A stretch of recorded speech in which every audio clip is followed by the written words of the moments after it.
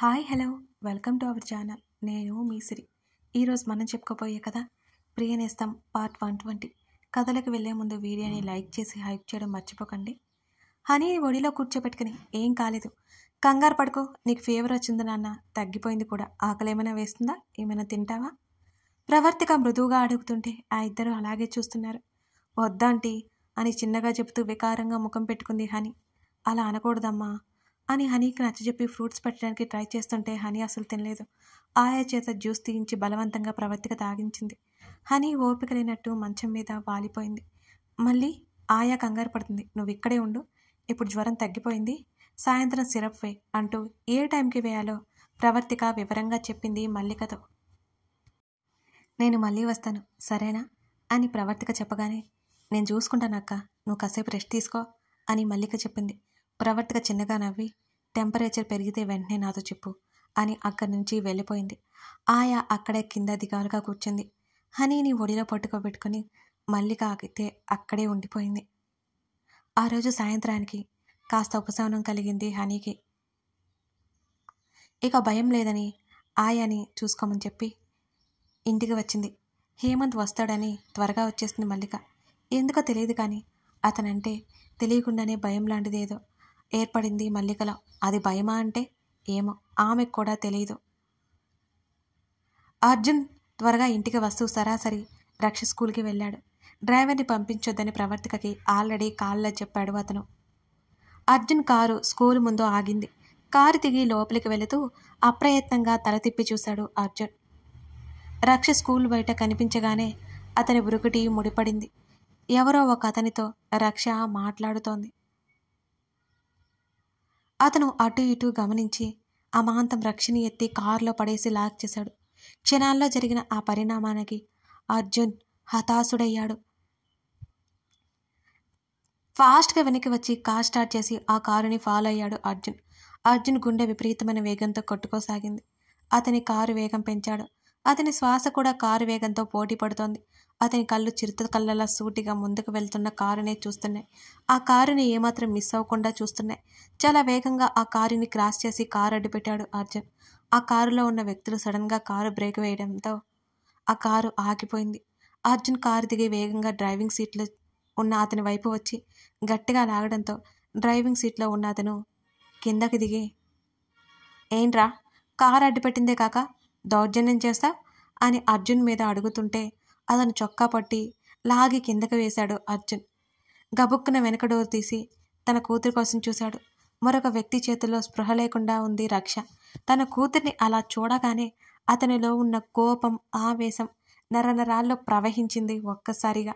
అతని మెడ దగ్గర నరాలు ఉబ్బిపోయాయి. అతని ముఖం క్షణాల్లోనే మరింత ఎర్రగా మారిపోయింది. అతని దవడ కండరం మరింత బిగుసుకుని లోపల ఉన్న వ్యక్తిని ఒక్కసారిగా బయటకు లాగి అతని తలని కారుకేసి బాదాడు అర్జున్. అసలు ఎవర్రా నువ్వు? ముందు అర్జున్ లాగిన వ్యక్తి అర్జున్ని ఆపడానికి ప్రయత్నం చేస్తున్నాడు. ఆ క్రమంలో అతన్ని కొట్టడానికి చూస్తుంటే మోచేత్తో ఆ డ్రైవర్ వెనకగా పొడిచి అతన్ని మెడపట్టి ముందుకు లాగి విసురుగా పక్కనే ఉన్న స్తంభానికేసి గట్టిగా కొట్టాడు అర్జున్. ఇద్దరిని ఇష్టం వచ్చినట్లు కొట్టిపడేసి అతను అలా చేస్తుంటే ఆ చుట్టుపక్కల జనాలు ఆశ్చర్యంగా చూస్తున్నారు. ఆ కార్ కీస్ తీసుకుని పాకెట్లో వేసుకుని పోలీసులకి కాల్ చేశాడు అర్జున్. అర్జున్ చేతుల్లో తన్నులు తిన్నా ఆ ఇద్దరు కింద పడి ఉన్నారు అక్కడే. వెంటనే వాళ్ళ ముఖాల మీద ఇష్టం వచ్చినట్లు కొట్టిపడేస్తూ, ఏం చేశారా నా బంగారాన్ని అని అర్జున్ గట్టిగట్టిగా గర్జిస్తూ అడుగుతూ ఉంటే, అరవకుండా స్పృహ తప్పించాం, అంతకంటే ఏం చేయలేదన్నా, మరో గంటలో కళ్ళు తెరుస్తుందన్నా, కొట్టకన్నా అని అతను కొట్టిన దెబ్బలకి బాధతో చెప్పలేక చెబుతూ అరుస్తున్నారు. ఆ మాట విని అతనిలో ఇంకా కోపం ఎక్కువై ఇష్టం వచ్చినట్లు వాళ్ళ మీద ముఖం మీద రక్తం వచ్చేలా కొట్టసాగాడు. ఆ క్షణంలో రుద్రుడిలా మారిపోయాడు. తన ప్రాణానికి ప్రాణమైన తన కూతుర్ని ఆ పరిస్థితుల్లో చూస్తున్న అతనిలో ఆవేశం పెరుగుతుంది తప్ప ఎంతకీ తగ్గడం లేదు. అతని చేతికి ఆ కోపమంతా బలమై ఎదుటి వాళ్ళను చావగొడుతోంది. వెంటనే పరశురాం కేసులో హెల్ప్ చేసిన ఇన్స్పెక్టర్ ప్రతాప్ అక్కడికి వచ్చాడు. చిన్నపిల్లల కిడ్నాప్ చేసే బ్యాచ్ లాగా ఉన్నారు ప్రతాప్. అతను అనగానే, నేను చూస్తాను సార్, మీరు వెళ్ళండి అంటూ వాళ్ళని లాగి జీప్లో ఎక్కేశాడు ప్రతాప్. కారు కీసు అతనికిచ్చి వెంటనే రక్షని భుజాన వేసుకుని కారులో కూర్చోబెట్టుకుని తన ఒడిలో పడుకోబెట్టుకున్నాడు అర్జున్. అతని కారు హాస్పిటల్ వైపుకి వెళ్ళింది. రక్ష వచ్చేసరికి రక్ష కోసం తినడానికి తాగడానికి సిద్ధం చేస్తోంది ప్రవర్తిక. రోజు 4 గంటలకే వచ్చేవాళ్ళు. ఇవాళేంటి 5 గంటలైనా కూడా రాలేదు. అర్జున్ ఉన్నాడు రక్షతో అనుకోగానే ప్రవర్తికకి కంగారు ఏమనిపించలేదు. ఇద్దరు ఏ పార్క్కో ఐస్ క్రీమ్ పార్లర్కో వెళ్ళి ఉంటారని ఆమెకు అనిపించింది. ఆమె మామూలుగా ఉంది. 5 గంటల నుంచి సమయం 6 గంటలు అప్పటికే దాటిపోయింది. ఇంకా వాళ్ళిద్దరూ రాలేదు. మళ్ళీ హేమంత్ గారు రాలేదట. ఇవాళ రాకపోవచ్చు. నువ్వు ఫ్రెష్ అయ్యి హనీ దగ్గరికి వెళ్ళు. పాపం ఆయా వల్ల కావడం లేదు. బాగా భయపడుతుంది. జ్వరం తగ్గకపోతే నాతో చెప్పు. తనకేమైనా పెట్టండి అని ప్రవర్తిక చెప్పగానే మల్లిక వెంటనే తలాడించి కాసేపట్లో హనీ దగ్గరికి వెళ్ళిపోయింది. 6 గంటల సమయంలోనే అర్జున్ కూతుర్ని భుజాన వేసుకుని ఇంట్లోకి వస్తున్నాడు. ఇద్దరి ముఖాల్లో ఉత్సాహం కనిపించడమే లేదు. అలా ఎందుకున్నారో ప్రవర్తికకి అర్థం కాలేదు. రక్ష ముఖం వాడిపోయినట్టు కనబడుతోంది. అర్జున్ రక్షను తీసుకుని లోపలికి వచ్చేశాడు. ఏమైంది? ఇంత లేట్ అయింది అని ప్రవర్తిక అయోమయంగా అడుగుతుంటే, ఏం లేదు కానీ బంగారం కోసం తినడానికి ఏమైనా తీసుకురా. మిల్క్ నచ్చవు కదా, అవద్దు అంటూ గదిలోకి తీసుకెళ్ళిపోయాడు అర్జున్. ఏదో ఒకటి మాట్లాడే తన కూతురు ఏమీ మాట్లాడకుండా తండ్రి భుజం మీద వాలిపోయింది. ఆ కళ్ళలో దీనత్వం అది ఎందుకో అర్థం కాలేదు ప్రవర్తికకి. అతను చెప్పినట్టుగాని అతనికి కాఫీ, రక్షకి స్నాక్స్, జ్యూస్ పట్టుకుని గదిలోకి తీసుకెళ్ళింది ప్రవర్తిక. ప్రవర్తికకు వెళ్ళేసరికి రక్షకి స్నానం చేయించి తల తూస్తున్నాడు అర్జున్. తండ్రి ఒడిలో బోర్లా పడుకుని ఉంది రక్ష. అర్జున్ జో కొడుతుంటే ఆమె హాయిగా నిద్రపోయింది. అదేంటి అప్పుడే పడుకోబెట్టారు? అదేమీ తినలేదు, తాగలేదు. తనతో పాటు తెచ్చిన ట్రే పక్కన పెట్టి మణికట్టు వరకు జారిన చీర కొంగని పైకి వేసుకుంటూ వాళ్ళకి ఎదురుగా కూర్చుంది ప్రవర్తిక. బయట తినది పడుకోనివ్వు అంటుంటే రక్షని మెల్లిగా మంచం మీదగా చేర్చింది ప్రవర్తిక. అతనికి కాఫీ కప్ అందించింది. ఇంత తేలిగ్గా అయితే నిద్రపోయే రకం కాదు, ఏమైంది? ప్రవర్తిక అతన్నే చూస్తూ అనుమానంగా అడిగింది. అర్జున్కి ఏం చెప్పాలో అర్థం కాలేదు కాసేపటి వరకు. అతను ఆలోచించాడు. ఇవాళ స్కూల్లో గేమ్స్ ఆడి ఆడి అలసిపోయింది. కారులో వస్తున్నంతసేపు కాలు నొప్పులు అంటూనే ఉంది అని అన్నాడు అతను. ఏమాత్రం తడపడకుండా చాలా మామూలుగా చెప్పాడు. అందుకేనా ఇంత మెత్తగా ఉంది? ఏమైందని కాసేపు నాకు భయం వేసింది తెలుసా అని అంటూ ముందుకు వంగి రక్ష తల నిమిరి కూతురు చెంప మీద ముద్దు పెట్టుకుంది ప్రవర్తిక మరింత ఇష్టంగా. వాళ్ళిద్దరి వైపు చూస్తూ అలాగే ఉండిపోయాడు అర్జున్. ఈ రోజు జరిగింది తెలిస్తే ప్రవర్తిక ఖచ్చితంగా ఏడుస్తూ కూర్చుంటుంది. రేపటి నుంచి స్కూల్కి కూడా పంపించదని అతనికి బాగా తెలుసు. అర్జున్ దీర్ఘంగా నిట్టూర్చాడు.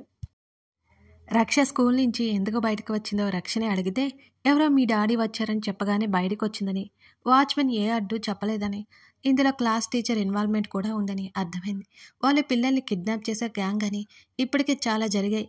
ఆ స్కూల్లో ఇప్పుడే మొదటిసారని ప్రతాప్ సాయంతో తెలుసుకున్నాడు. రక్షని హాస్పిటల్కి తీసుకెళ్లి ట్రీట్మెంట్ ఇప్పించి కాస్త తినిపించి కిడ్నాప్ చేయడానికి వచ్చిన ఇద్దరితో పాటు ఆ క్లాస్ టీచర్, ఆ వాచ్మెన్ కూడా కేసు ఫైల్ చేసి రక్షతో పాటు ఇంటికి వచ్చాడు అతను. రక్ష బాగా బెదిరిపోయింది. అందుకే అంతా దిగులుగా ఉంది. ఆ భయంతోనే వెంటనే తండ్రి ఒడిలోనే పడుకొని అలాగే నిద్రలోకి జారుకుంది అని అతనికి అర్థమైంది. ఏవండి అప్పటికే పిలిచిన అర్జున్ పలవకపోవడంతో అతని భుజం మీద తట్టింది ప్రవర్తిక. ఉలిక్కి పడ్డట్టు ఆమె వైపు చూశాడు. ఎక్కడ ఆలోచిస్తున్నారు మీరు అని అడిగింది ప్రవర్తిక. ఏం లేదు అని ఆమెతో చెప్పి రక్ష ట్రిప్ గురించి అడిగింది కదా, వెళ్దాం అంటున్న అర్జున్ మాటలకి ఆశ్చర్యపోయింది ప్రవర్తిక. అంతలోనే నవ్వుతూ ఇప్పుడేంటి సడన్గా అని కళ్ళెగరేసింది. ఏం లేదు ఊరికే ఈ వీకెండ్ వెళ్దాం అని అర్జున్ అన్నాడు. సరిపోయింది, నాకు తెలిసి అదే అలిగి ఉంటుంది. మీరు ఓకే అని ఉంటారు అంతేనా? అదే నవ్వుతో అడిగింది ప్రవర్తిక అతన్నే చూస్తూ. రక్ష వైపు చూసి లేదు నేనే చెప్తున్నాను అంటూ భార్య వైపు చూపు తిప్పాడు అర్జున్. ఎక్కడికి వెళ్దాం మళ్ళీ అతనే అడిగాడు. అంటే 2 క్షణాలు బాగా ఆలోచించింది ప్రవర్తిక. అమ్మ వాళ్ళ దగ్గరికి వెళ్దాం అని అంది ఉత్సాహంగా. ఢిల్లీనా అర్జున్ అడిగాడు. అవును అన్నట్టు తలాడించింది. ఇప్పుడు అక్కడ వెదర్ చాలా కూల్గా ఉంటుందేమో అని అతను అంటుంటే, అబ్బా ఏం కాదులేండి, చాలా రోజులైపోయింది చూసి. రక్ష కూడా వాళ్ళని చూడాలని కలవరిస్తోంది కదా, అందుకే బ్రతిమాలుతున్నట్టుగా అని అంది. సరే వెళ్దాం అని అర్జున్ చెప్పాడు. నాకు చిన్న పనుంది, ఇప్పుడే వస్తాను అని వెళ్ళిపోతున్న అతన్ని చూస్తుండిపోయింది ప్రవర్తిక. కృష్ణమూర్తికి వసుంధరకి తనతోనే బ్లడ్ రిలేషన్ లేదు. తను పిలుచుకున్న వరుసలు, తను కలుపుకున్న బంధాలు, ప్రవర్తికకి ఏ బంధం ఉందని వాళ్ళ మీద ఇంత ఇష్టం గౌరవం ఏర్పరచుకుందో. ఆమె వ్యక్తిత్వం ఎప్పటికప్పుడు అతన్ని అబ్బురపరుస్తూనే ఉంటుంది. ఇంత మంచిదేంటి ప్రవర్తిక అనిపిస్తుంటుంది అతనికి. ఆ రోజు రాత్రి అందరూ భోజనం చేశారు. మల్లిక్ కూడా అక్కడే ఉంది. అర్జున్ ఎక్కువగా మాట్లాడు కాబట్టి మల్లిక కూడా అర్జున్ గంభీరంగా కనిపించడంతో ఎప్పుడూ దూరంగానే ఉంటుంది ఆమె కూడా. అర్జున్ భోజనం చేసి వెళ్ళిపోయాడు. రక్షకి భోజనం తినిపిస్తుంది ప్రవర్తిక. జరిగిందంతా రక్షకు చెప్పాలని ఉన్నా తన తండ్రి చెప్పొద్దన్నాడని ఆగిపోయింది. తన తప్పు. బూచోడు వచ్చి పిలిచాడు. తను బయటకు వచ్చింది. ఆ బూచోడు తన్ని ఎత్తుకెళ్ళిపోయేవాడే. తన డాడీ సూపర్ హీరోలా వచ్చి తనని సేవ్ చేశాడు. తన డాడీకి మ్యాజిక్ తెలుసు, పవర్స్ ఉన్నాయి. రక్ష మురిసిపోసాగింది తన తండ్రిని తలుచుకొని. ఏంటి తెగ నవ్వుతున్నావు? ఆఖరి ముద్దు తినిపించి నీరు తాగించింది. కూతురు మూతి తుడిచింది Pravartika. You know mummy, daddy super hero అని కళ్ళు చక్రాల్లా తిప్పేస్తూ అంది రక్ష. అబ్బో, నీకెందుకు అలా అనిపించిందో ఇప్పుడు అని ప్రవర్తిక అడిగింది. డాడీకి మ్యాజిక్ వచ్చు, డాడీకి పవర్స్ ఉన్నాయి, డాడీ డిషుం అని ఫైట్ కూడా చేస్తారు అంటూ గాల్లో చేతులు పిడికిలి పట్టి వేసవడం మొదలుపెట్టింది. రక్షని చూసి ప్రవర్తికతో పాటు మల్లిక కూడా నవ్వేసింది రక్ష మాటలు వింటూ. రక్ష అలా ఎందుకు చెప్పిందో వాళ్ళ ఆరా తీయలేదు. ఎప్పట్లా డాడీ అంటే ఇష్టంతో, పిచ్చి ప్రేమతో అలా చెబుతుందిలే అని ఆ ఇద్దరు ఊరుకున్నారు. తినేసి పరిగెత్తుకుంటూ డాడీ దగ్గరికి వెళ్ళిపోయింది రక్ష. ప్రవర్తిక మల్లిక మరోసారి నవ్వుకున్నారు వెళ్తున్న రక్షనే చూస్తూ. అక్క, నేను హనీ దగ్గరికి వెళ్తాను, పాప భయపడుతుందేమో అని అంది మల్లిక కాస్త నెమ్మదిగా. అయ్యో, జ్వరం తగ్గలేదా ఇంకా? ప్రవర్తిక కూడా కంగారు పడుతుంటే, తగ్గిందక్క, కానీ నైట్ ఆయా ఒకటే అని చెప్పింది మల్లిక. వంట చేసుకుందో లేదో, వెళ్ళేటప్పుడు భోజనం పట్టుకెళ్ళు మళ్ళీ అని ప్రవర్తిక చెప్పగానే మల్లిక సరే అన్నట్టు తలాడించింది. ప్రవర్తిక క్యారేజీ సర్దింది. మల్లిక తీసుకెళ్ళిపోయింది. డోర్ లాక్ చేసి రూమ్లోకి వచ్చింది. ఈవినింగ్ బాగా నిద్రపోవడం వల్ల రక్ష ఇంకా నిద్రపోలేదు. నీళ్ల బాటిల్ టేబుల్ మీద పెట్టి వాళ్ళ వైపుకి వచ్చింది ప్రవర్తిక. అర్జున్ ల్యాప్టాప్ పట్టుకుని కూర్చుంటే అతని మెడ చుట్టూ చేతులు వేసి వీపి మీదకి ఎక్కి వేసి ఉయ్యాలలో ఊగుతోంది తండ్రి మీద. పనిలో ఉన్నారు కదా డాడీ, ఇలారా ప్రవర్తిక పిలుస్తుంటే రక్ష తలాడించింది రాను అన్నట్టు అడ్డంగా. మీరైనా చెప్పొచ్చు కదా దానికి అని ప్రవర్తిక అంది. ఉండనివ్వు, నాకేం డిస్టర్బెన్స్ లేదు, ఉంటే నేనే చెప్తాను కదా అతను అంటుంటే ఇద్దరి వైపు కొరకరా చూసింది ప్రవర్తిక. వీళ్ళెప్పటికీ నా మాటలు వినరంటూ. డిస్టర్బెన్స్ ఉన్నా మీరు చెప్పరు, ఇలాగా తయారు చేయండి దాన్ని, అది నా మాట ఒక్కడు కూడా వినట్లేదు అని ప్రవర్తిక ఉక్రోషంగా అంటుంటే, ఓ అదా నీ బాధ అతను నవ్వుతూ అన్నాడు. మరి సర్లే, వినట్లేదో ఏం వినట్లేదో చెప్పు. ఎగరొద్దంటే ఎగురుతుంది, పరిగెత్తొద్దంటే పరిగెత్తుతుంది, పాలు తాగమంటే తాగదు, ఇంకా మొండిది అని ప్రవర్తిక చెబుతుంటే, పిల్లలు అన్నాక ఎగరకుండా ఆడకుండా ఉంటారా? పాలంటే ఒక్కొక్కరికి నచ్చవు, బ్రతిమాలో బుజ్జగించో ఎలాగో అలా ఇవ్వాలి. మొండితనం అంటే అది నీ నుంచే వచ్చింది. అప్పటి వరకు ఏదో చెబుతున్నట్టు చెప్తున్న అర్జున్ చివరి మాటలకు అతను నవ్వేశాడు. ఏంటి, నేను మొండిదాన్నా అని మరింత ఉక్రోషంగా అడిగింది. కాదా, బయటికి కనిపించని మొండిదానివి అంటూ ఆమె కళ్ళల్లోకి చూశాడు అర్జున్. అతని చూపులకి భావమేంటో అర్థమై ఆమె మూతి తిప్పింది. రక్ష ఉంది కాబట్టి అతని మాటల్లో ఆంతర్యం ఆమె బయటికి చెప్పలేదు. నేను స్టోరీ చెప్తాను రావే, కూతుర్ని పిలవగానే తల్లి ఒడిలోకి దూకింది రక్ష. రక్షని ఒడిలో పడుకోబెట్టుకొని కాళ్ళు ఊపుతూ జోకొడుతూ మాటలు చెప్తుంటే కాసేపటికి నిద్రపోయింది.